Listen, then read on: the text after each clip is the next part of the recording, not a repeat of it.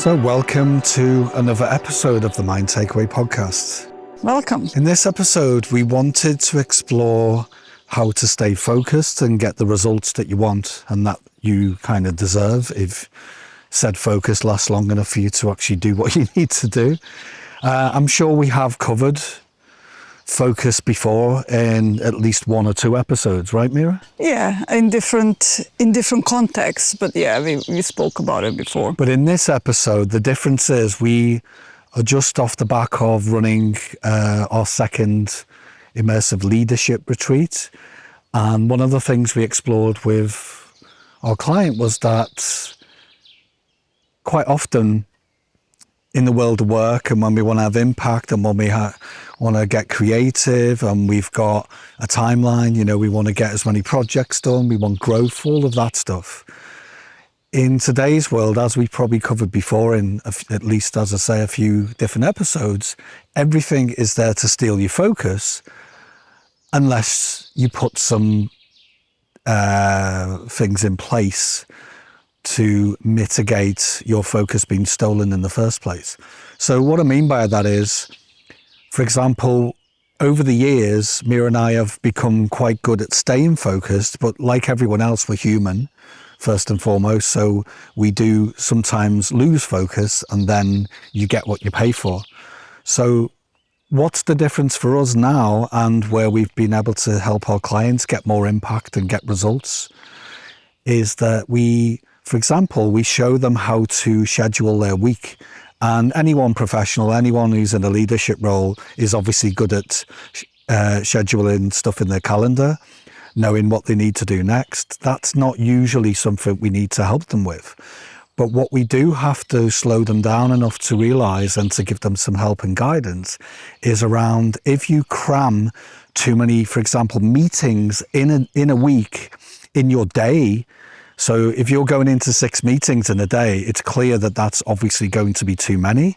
And it's not that it's too many meetings per se, or, the amounts of hours that you're getting through. It's more about the fact that if you go from one meeting to another without at least 15, 20, 25, even 30-minute buffer, what we found from the latest neuroscience and the latest research when it comes to humans being able to focus is that if you lose your focus when you're, for example, doing a task, it takes at least minimum 20 minutes, and this is pretty solid science to back it up, to get back into being able to do anything useful with what you were doing in the first place. So as an example, if you go into another meeting after being in a meeting for, say, 2 hours in a leadership meeting, and you're going to have a meeting with your team to communicate a new project that's going to launch in your company, even if you think you're being focused, because you ran from that meeting with no break in between, you might not have even had a chance to get a coffee or have a comfort break and go to the toilet. If you're running straight into one meeting to the next, I guarantee you will not be able to focus. And we've tried it. We've been experimenting with this for years now. And we've noticed with ourselves that when we put the 15, 20, 30-minute buffer in between each piece of work that we're doing in the day, what we found is we have much more impact. We're able to focus. And actually, another crucial thing that we've talked about in another episode when it came to energy versus time management is that when you have that 15, 20, 30-minute buffer, what happens is you're able to reset. And especially if you've had a high-stakes meeting and there's been, challenges, you might have got angry or there might have been some anxiety or whatever, you are only going to take that anger and that anxiety into your next meeting if you don't have a reset. And also the second benefit of having a 15, 20, 30-minute buffer is actually something that Mira and I love doing, and we've instilled this into all of the clients we help, is that if you can prepare for that next meeting, and it's not a deep prep, it's just simply the question we love to ask ourselves is, what could get in the way of us having impact in this next meeting? What do we want for the results? What's our best guess? But what's our intention? Yeah. Yeah, go on, Mira. Sorry. Yeah, no, but it's because, I mean, the whole idea of not being focused, we are focused, but on a wrong thing. And so you want to be able to focus on what matters and what is important, and you want to get good results, as Peter said. So doing this little mental exercise before you start, it will help you focus on what you want, and it will help you remove distractions and create the right intention in order to get results. And it will also help you stay focused within the meeting, because one of the things that we do as part of this preparation is what can get in the way. And so what gets in the way of our focus is either internal or external distractions, and some of the external distractions could be phones, could be emails, could be somebody said something, it could be somebody taking the meeting to in another direction, it could be, I don't know, Peter, help me, is there anything else that could be quite impactful as an external? Yeah, I mean, external, another one that we've explored quite recently with a client was around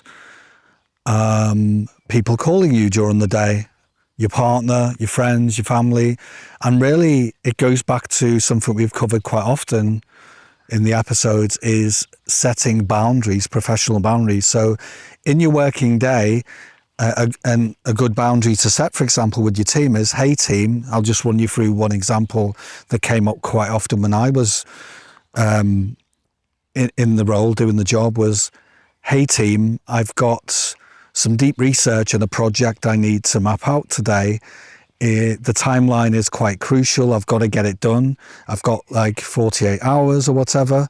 So unless something's mega urgent, I'm going to be doing this. However, I've got your back. You know, if you really need me, don't be shy. You know where to find me. I'll be in meeting room X. Or in a remote setting, hey team, this is what I'm up to today. You've got transparency of my calendar. I'm sharing my whereabouts, but I'm going to be unavailable for a good 4 hours while I do this. But if there's anything urgent, please raise a hand, send me a chat in Slack or whatever, right? And that way, it sounds so simplistic, but the amount of times we've worked with leaders and leadership teams where they're always on, and especially operations, what we noticed is that we all, if you've ever worked in operations, you kind of go into superhero mode. You almost create calamities because you always want things to resolve. But trust me, if your back's against the wall in terms of time being a luxury, the last thing you want is to be completely open to being distracted. And obviously all of our wonderful digital technology, although it's an enabler, quite often, if we don't set our work phone on silent and what's the other thing? Do not disturb. Yeah, do not disturb. Thank you. I mean, it's different for different models, right? But what we're saying is that, again, people forget the most simple thing. I always set my phone to silent or do not disturb if I have to do some deep thinking, or if I have to do research, or if I have to really concentrate on something complex. Then the last thing I want is every single work email or whatever it is, or it could be my non-work phone starts pinging and I start looking at endlessly scrolling on Instagram. It's a thing, it happens, right? So they're the kind of things we're talking about when it comes to external. Those are typical external distractions or noises, how we like to call them. Other type of noises that we all are often being distracted with are internal noises, and they are our thoughts, our feelings, our beliefs, triggers. Somebody says something and it triggers you into certain emotion that then distracts you, and your thinking goes in a different direction, and that can often be a big distraction in work, but also in private life. And I'm just curious, Mia, so if someone is distracted by an uncomfortable thought or feeling, what should they do to bring themselves back to get into focus? And so this is what it's covered in this preparation that we were talking. What can get in the way in this meeting? Somebody says something, I will feel uncomfortable, and then I will get into are going to get angry or frustrated, and that will take a meeting in a different direction. Or I will get insecure and defensive, and that will affect the meeting and the outcome of it. So when you're preparing for a meeting, you also list what can get in a way for you emotionally, what can trigger you. So then you create an awareness. So when that happens, and chances are it will happen, when that happens, the awareness will kick in so that you don't do the destructive thing. You don't go into behavior that is connected with that emotion. And stay present, stay focused.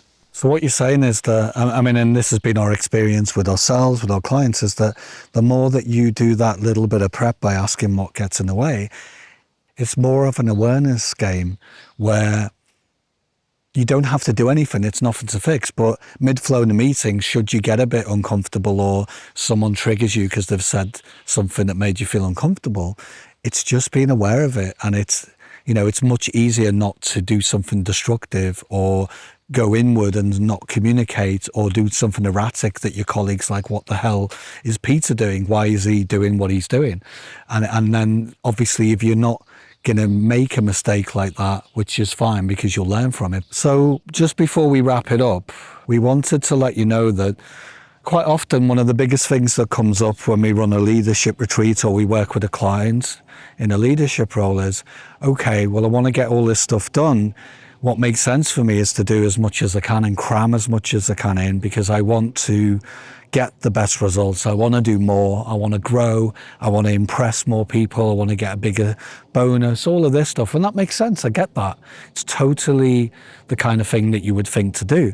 But what if we were to tell you that it might sound a bit counterintuitive, but if you want to get more shit done, if you want to really smash the results, then again, this whole episode, what we're pointing to is it's to do less because you need to take a step back. You need to carve out time in your day, in your week, where you can reflect, where you can plan and have the headspace to get creative and be innovative and be curious. And honestly, try doing that when you've got no breathing space at all, when your whole week is absolutely jam-packed, and then you won't get the results, and you've probably tried it already, because quite often our clients, when they come to us for support, when they get comfortable, they're being quite honest and said, what made sense to me when I wasn't in a place of clarity was to do more. And actually I did more and got less results because the quality of my work started to dissipate because I had a lack of focus. And that's the thing. We're not saying that you should have an easy day or just sit on your hands. We're not saying that. We're saying you'll be able to get great results if you just cram a little bit less in during the week. And for example, Mira and I, we'll have some busy days, but during the week, during the month, every few months, like we're doing now, in the last 2 days, we've took the time out. Although we're not completely disconnected, we've took a good 4 to 6 hours out where we're just meandering, we're letting our mind wander, we're doing some planning, we're getting excited about what can we do, how can we grow, how can our business grow, how can we impact more clients. That's something that we're exploring in the next or last couple of days, right? And if you're willing to do that, because it does take a bit of courage, because we've been pre-programmed, especially in the world of work. And if you look at efficiencies and, targets and all of this stuff, it doesn't look like you should take your foot off the gas. But you have to take your foot off the gas sometimes to reflect, to regroup, to let your mind process all of that wonderful information that you picked up. So yeah, just to end, unless you've got anything else, Mira, what we're saying is take a bit of time out for yourself. You'll be amazed at the results when you reflect a bit more, because you'll be surprised at how much you'll be able to focus and reset And it saved me so many times in my career when I didn't run headfirst into one meeting after having a really stressful, high-stakes meeting with the leadership team and then into something else where I was a bit angry, a bit frustrated. You do not want to go into that next meeting. Whether it's in-person or remote, what we've noticed is the psychology is the same, isn't it, Mira?